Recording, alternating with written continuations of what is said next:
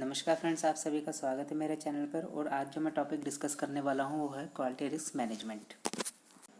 तो quality risk management में क्या है, किसी भी प्रोडक्ट की क्वालिटी में जो भी रिस्क होते हैं उसको हम किस तरह से मैनेज करेंगे। इसको क्वालिटी रिस्क मैनेजमेंट में एक प्रोसीजर होता है, उसी प्रोसीजर में हम लोग देखेंगे कि हम किस तरह से रिस्क को मैनेज करेंगे। तो चलिए फ्रेंड्स, स्टार्ट करने से पहले अगर आप जो भी मेरे चैनल पर अगर नए हैं वो उन्होंने अगर मेरे चैनल को सब्सक्राइब नहीं किया है तो प्लीज़ मेरे चैनल को सब्सक्राइब कर लीजिए और फर्दर नोटिफिकेशंस के लिए बेल आइकन्स पर ज़रूर क्लिक कीजिएगा। तो चलिए फ्रेंड्स, स्टार्ट करते हैं। Quality risk management. क्वालिटी सबसे पहले फर्स्ट इंपॉर्टेंट चीज़ है कि क्वालिटी क्या होता है, ये समझना जरूरी है। Degree to which a set of inherent properties of a product system और process fulfil requirements.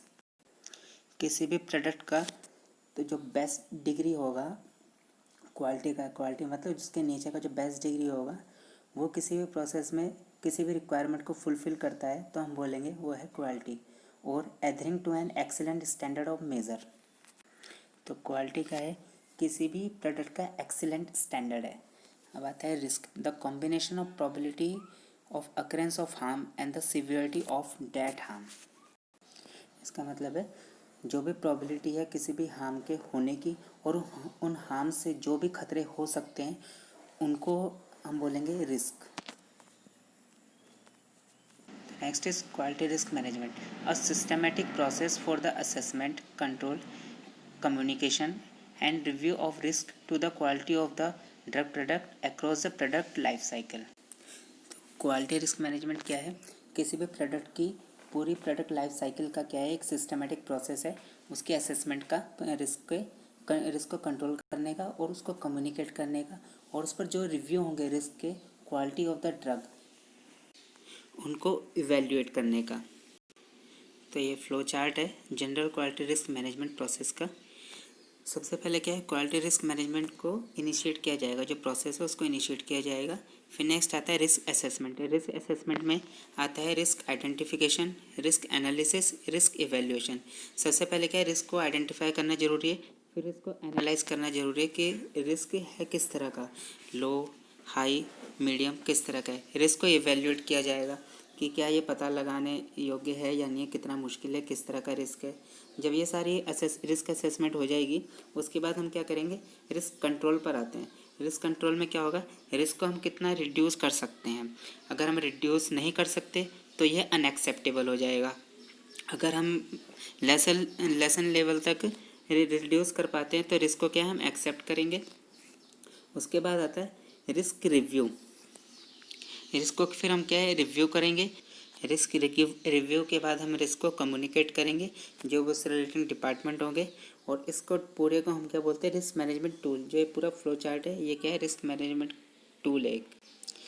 Risk assessment, a systematic process of organising information to support a risk decision to be made within a risk management process. It consists of the identification of hazards and the analysis and evaluation of the risk associated with the exposure to those hazards. तो risk assessment क्या है, एक systematic process है किसी भी information तो जो support करेगी किसी भी रिस्क डिसीजन को with in a risk management process. इसमें क्या होगा, हम रिस्क को क्या है आइडेंटिफाई करेंगे, जो भी हज़ार्ड होगा उसको आइडेंटिफाई करेंगे, फिर एनालाइज करेंगे, फिर इवेल्यूएट करेंगे कि जो भी उस हज़ार्ड के साथ रिस्क एसोसिएटेड होंगे उनको, और उनसे क्या क्या एक्सपोजर रहने वाला है उन हज़ार्ड्स का।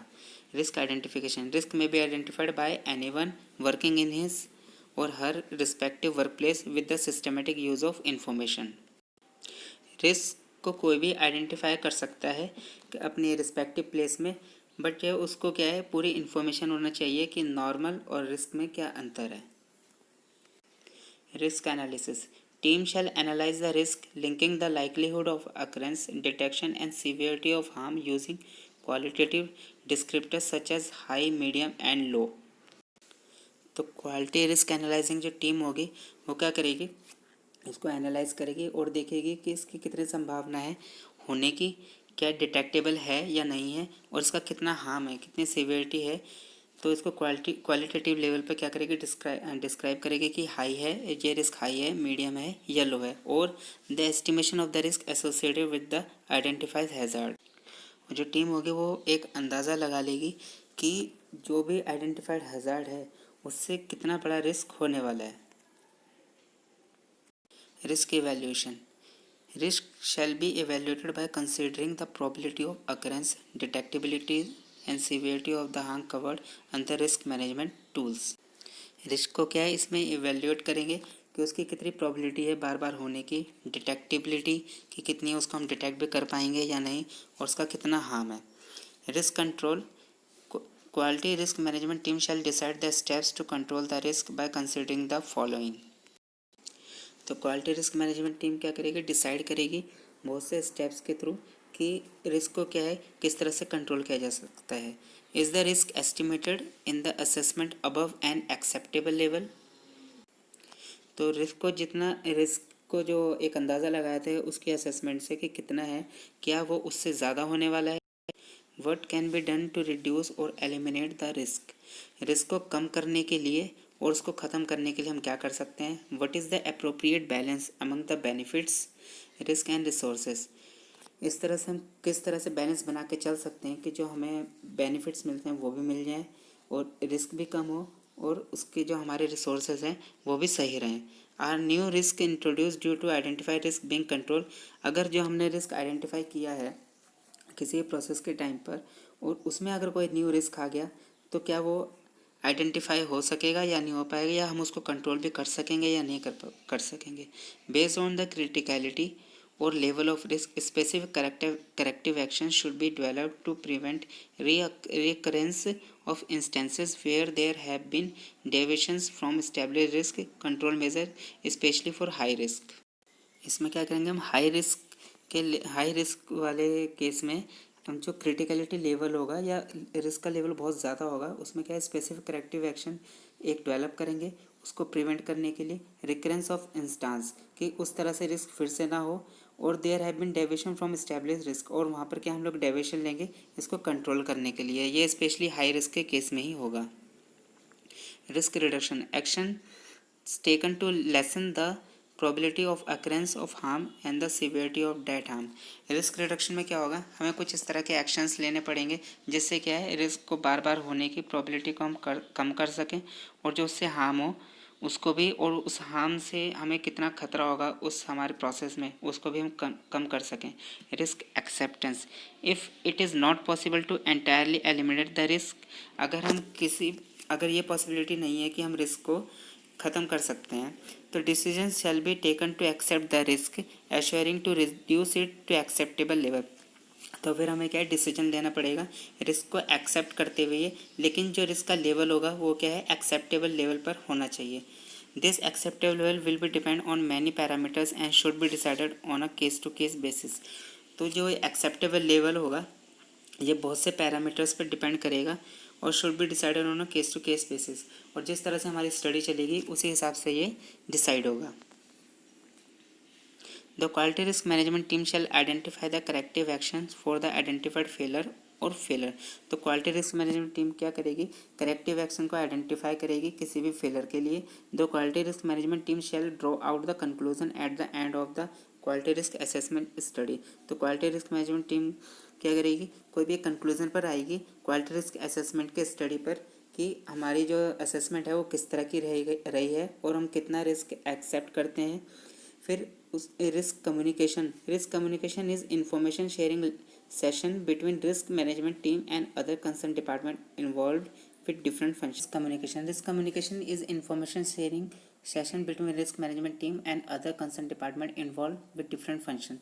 रिस्क कम्युनिकेशन में क्या होगा, जो रिस्क मैनेजमेंट टीम है और अदर कंसर्न डिपार्टमेंट है उनके बीच क्या है इन्फॉर्मेशन शेयर होगी। Risk review, risk assessment reports along with supporting documents if any shall be forwarded to respective head of the department for review and further same reports shall be forwarded to head QA for review and approval। तो जो risk assessment reports होंगी supporting documents के साथ वो forward की जाएंगी respective head of department के पास review के लिए, और उसके बाद same report shall be forward to head QA, फिर हेड QA के पास रिव्यू के लिए और अप्रूवल के लिए भेजी जाएंगी। Identified quality risk through plan risk assessment, example change control, temporary change, etc., and unplanned risk assessment, example deviation, complaint, OOS, etc., shall be logged and tracked in risk management log. तो identified quality risk जो होंगे plan risk assessment और unplanned risk assessment, उसको क्या है log किया जाएगा और ट्रैक किया जाएगा इन रिस्क मैनेजमेंट लॉग में risk assessment reports and risk management log shall be maintain by QA. तो रिस्क असेसमेंट रिपोर्ट्स हैं और जो मैनेजमेंट लॉग है उसको क्या है क्यूए मेंटेन करेगा। As an on going part of quality management process, risk management shall be reviewed and to take into account new knowledge and experience. जो ऑन गोइंग पार्ट होगा quality management process, risk management शैल review, उसको क्या है जो management part होगा उसको review करते रहेंगे और उसको देखेंगे और उसकी अकाउंटेबिलिटी देखेंगे और उससे क्या है कितना नॉलेज और एक्सपीरियंस मिला है उसको भी शेयर करेंगे। Once quality risk management process has been initiated, the process shall be utilized continuously by QRM team for events that might impact the original quality risk management decision, whether these events are planned or unplanned. जब quality risk management process initiate हो जाएगा तो जो team होगी quality risk management की वो continuously क्या है उसको यूटिलाइज करते हुए उसमें देखेगी कि जो original quality risk management decision था उसमें आए वो कैसा भी हो सकता है प्लान्ड और अनप्लान्ड, उसमें जो रिस्क है वो कोई न्यू रिस्क तो इम्पैक्ट नहीं कर रहा है। The QRM team shall review and verify for the effectiveness of the process of risk assessment for planned as well as unplanned risk. तो क्वालिटी मैनेजमेंट टीम क्या करेगी वेरीफाई करेगी इफेक्टिवनेस को और देखेगी कि जो रिस्क असेसमेंट है जो प्लान्ड है या अनप्लान्ड है उसमें ये कितना इफेक्टिव है। Quality risk management methodology, quality risk management के लिए एनालाइज करने के लिए क्या है बहुत सारी मेथडोलॉजीज़ हैं।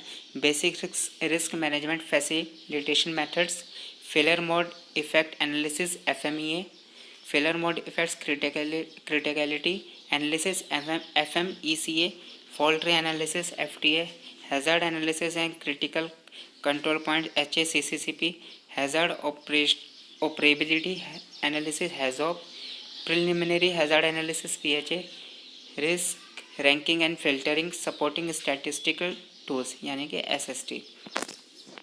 तो फ्रेंड नेक्स्ट वीडियो में मैं इन सब मैटर्स के बारे में डिस्कस करूँगा। तो आज के लिए धन्यवाद।